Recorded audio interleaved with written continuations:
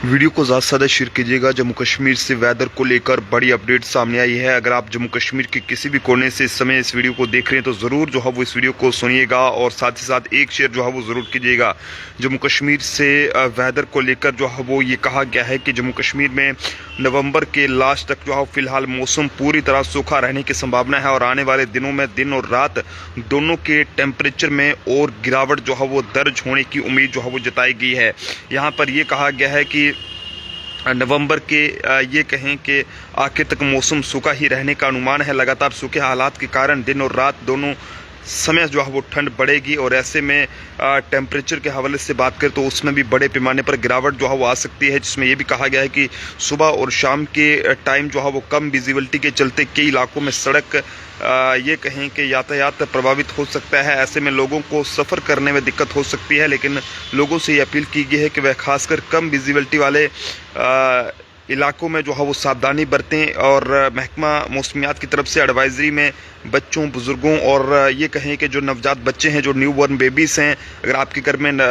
कोई बच्चा हुआ है तो उसके लिए जो है वो आप लोगों को कहीं ना कहीं सतर्कता बरतने की सलाह दी गई है, क्योंकि 21 नवंबर के हवाले से बात करें पिछले कल के बाद जो है वो यहाँ पर टेम्परेचर में तेज़ गिरावट जो है वो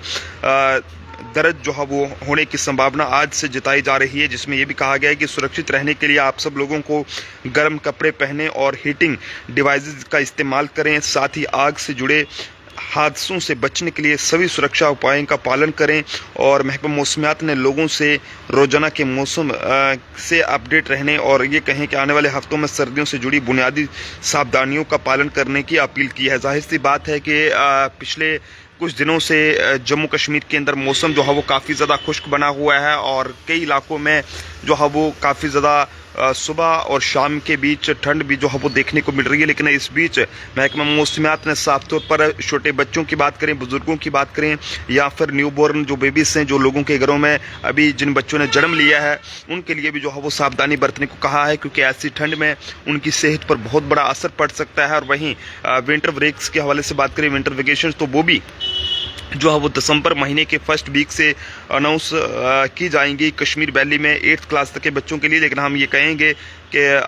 जम्मू के लिए भी कुछ ऐसा होना चाहिए। अगर यहाँ पर भी ठंड वैसी होती है तो यहाँ पर भी बच्चों के बारे में सोचा जाए, ताकि उनकी सेहत पर किसी भी तरह का जो असर है वो ना पड़े। तो ये बड़ी अपडेट है जम्मू कश्मीर से मौसम को लेकर। यहाँ पर आपको बताते चलें कि महकमा मौसमियात ने ये लोगों से कहा है कि वो सुबह और शाम आने वाले दिनों में अगर धुंध होती है या विजिबिलिटी कम होती है तो लोग थोड़ा सावधानी बरतें। हालांकि ये भी कहा गया है कि जम्मू कश्मीर के अंदर जो है वो यहाँ पर